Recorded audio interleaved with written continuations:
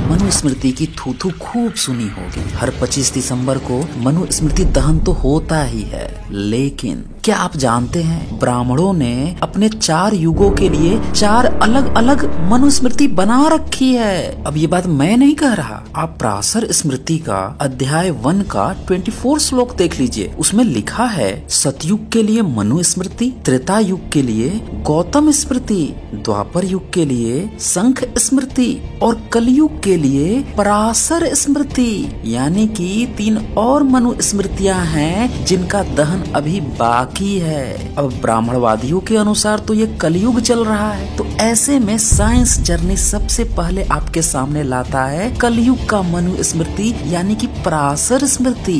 अब मनुस्मृति की तरह पराशर स्मृति में भी ब्राह्मणवादियों ने अपने लिए फायदे ही फायदे लिखे और शूद्रों को और अन्य वर्णों को खूब नीचा दिखाया है, धर कर जहर बोया है ताकि ये लोग हर तरह से शोषित और वंचित हो जाएं। पराशर स्मृति कहती है ब्राह्मण चाहे कितना भी गया गुजरा क्यों न हो वह पूज्य ही है। इसके विपरीत शूद्र जातीय व्यक्ति चाहे कितने भी अच्छे स्वभाव वाला व संयमी क्यों न हो आदरणीय नहीं है। सुना आपने, शूद्र चाहे जितना अच्छा हो जाए पढ़ लिख ले आदरणीय नहीं है, और ब्राह्मण कितना भी धूर्त लंपट हरामखोर हो तो भी वह पूजनीय है। अब इसी से मिलता जुलता श्लोक पराशर स्मृति के अध्याय 8 के 33 श्लोक में फिर से देखने को मिलता है। उसमें लिखा है ब्राह्मण दुस्शील भी पूज्य है, शूद्र जितेंद्रिय होने पर भी पूज्य नहीं। कौन ऐसा मनुष्य है जो मरखनी गाय को छोड़कर सुशील गद्दी को दूहेगा।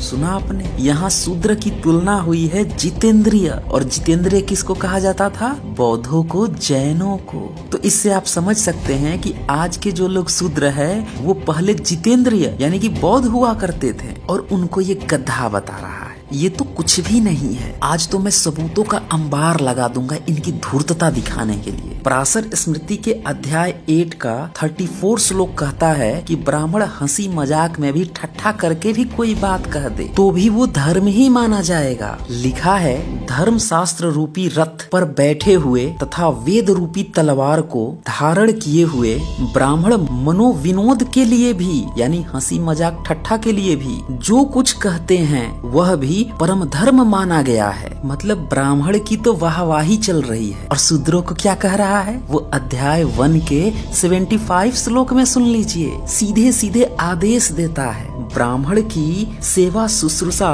करना शूद्रों का परम धर्म है, अन्यथा वे सर्वत्र असफल होंगे। कपिला गाय का दूध पीने से और वेद मंत्रों पर विचार करने से शूद्र सीधा नरक में जाता है। वाह रे धूर्तता, वाह रे लंपटई, वाह रे हरामखोरो। मतलब गाय का दूध पी ले तो भी नरक में जाएगा, वेद पढ़ ले तो भी नरक में जाएगा, और ब्राह्मण की सेवा कर दे तो हर जगह सफल होगा। यही कारण है कि आज भी पढ़े लिखे शूद्र यानी पिछड़े वर्ग के लोग हमेशा ब्राह्मणों की चाटते रहते हैं। आगे अभी देखते जाइए। ब्राह्मणों ने ब्राह्मण की जान बचाने के लिए खूब ढेरों सारे इसमें यत्न किए हैं और लालच भी दिया है। अध्याय 8 का 43 श्लोक कहता है ब्राह्मण तथा गाय की रक्षा के लिए जो अपने प्राणों का परित्याग कर देता है वह ब्रह्म हत्या के पाप से भी छूट जाता है। गाय तथा ब्राह्मण की रक्षा करने वाला भी ब्रह्म हत्या के पाप से मुक्त हो जाता है। मतलब ब्राह्मण के लिए अपने जान दे दो। कौन जान देगा? अरे शूद्र देगा, कुछ नहीं तो वैश्य दे देगा, और क्षत्रिय तो बेचारे इनके लिए कटते ही रहे हैं। एक तरफ तो इनने अपने जान की कीमत खूब लगा ली कि भाई मेरे लिए भी तुम ही मरोगे, और तुम्हारे लोग मरेंगे तब क्या होगा इसके बारे में सुन लीजिए। पराशर स्मृति का अध्याय 6 का 16 श्लोक कहता है चितेरे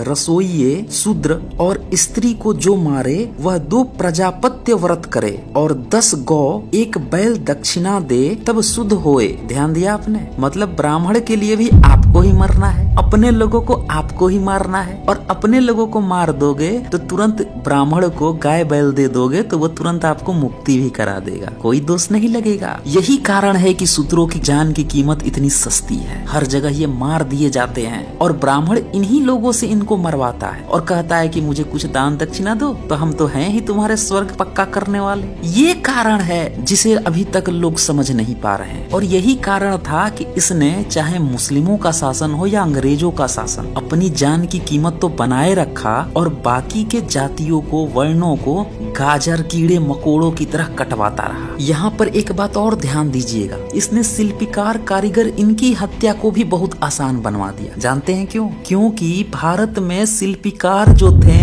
वो बौद्धिस्ट हुआ करते थे, श्रमण परंपरा के लोग थे। ये बुद्ध और जैन की मूर्तियां बनाते थे, इनके महाविहार बनाते थे, राजाओं के लिए बड़े बड़े किले बनाते थे। ये जो इतनी 70 से ज्यादा बौद्ध विश्वविद्यालय मिले हैं अंतर्राष्ट्रीय स्तर के, ये सारे इन्हीं शिल्पकारों ने बनवाए थे। इसीलिए ब्राह्मण इनसे नफरत करने की बात करता है, इनकी हत्या कर देने को भी आसान बना देता है कि इनकी हत्या कर दो, 1-2 बैल मुझे दे दो और तुम पाप से मुक्त हो जाओगे। समझा आपने? इसी तरह से इसने कई सारी ग्रंथों में चिकित्सकों की भी हत्या को बहुत आसान बना दिया। कारण जो बौद्ध होते थे, जो श्रमण लोग होते थे, ये चिकित्सा में बहुत ज्यादा आगे थे। उन्हीं को कब्जा कर आजकल ये आयुर्वेद खेल रहा है। शूद्रों को तो एक तरफ ये दास बना लेता है और दूसरी तरफ उनके खिलाफ जहर उगलता है। अध्याय 7 का 25 श्लोक देखें तो इसमें लिखा है, जिस कांसे को गाय ने सूंघ लिया हो अथवा कुत्ते व काक ने दूषित किया हो तो वह 10 बार खारी मिट्टी के मलने से शुद्ध होता है, और उसी भांति शूद्र का जूठा कांसा का पात्र भी शुद्ध होता है। सुना आपने? मतलब कुत्ते बिलार जिसमें खा लें वो बर्तन जितना दूषित हो गया,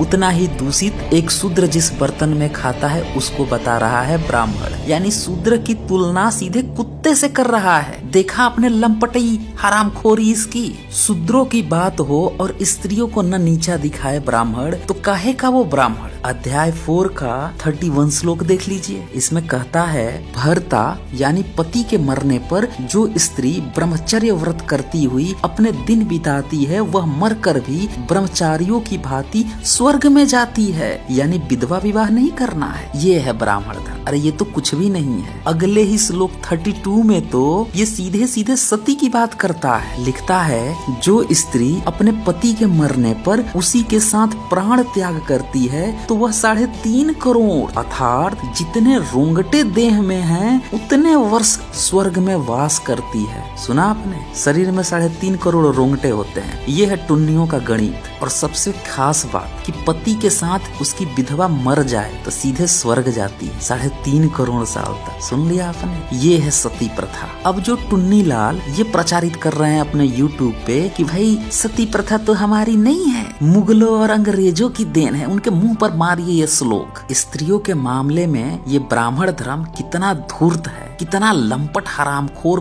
बेहुदा है, इसका अंदाजा अब ये जो श्लोक दिखाने जा रहा हूँ उससे आपको हो जाएगा। अध्याय 4 के 16 श्लोक में लिखा है, जो स्त्री अपने दरिद्र, रोगी अथवा धूर्त पति, सुन लीजिए, धूर्त पति का भी अपमान करे तो वह मरकर बारंबार कुत्ती और सुकरी होती है। मतलब कुतिया और सुअर बन जाती है अगर अपने धूर्त पति का अपमान करे। सुना आपने? ये औरतों को मर्द की खेती बना दिया कि वो कितना भी हरामखोर हो, कितना भी धूर्त हो, तो भी आपको चुपचाप रहना है। जैसे मन करे वैसे आपके साथ वो खेती करे, के साथ ज्यादती करे, शोषण करे, आपको चूं तक नहीं करना है। अगर चूं कर दी तो सीधे कुतिया बन जाएंगी, सुकरी बन जाएंगी। ये है असली चेहरा ब्राह्मण धर्म का। जो महिलाएं, माताएं, बहनें ये देख रही हैं वो समझ जाइए ब्राह्मण धर्म ने आपकी कितनी दुर्दशा कर रखी है। ये आपके माता पिता, पति, बेटे ये जो आप पर अत्याचार करते हैं या आपकी जो स्थिति दशा नीचे करके रखे हैं, इसका कारण वो नहीं है बल्कि जहाँ से वो ज्ञान ले रहे हैं।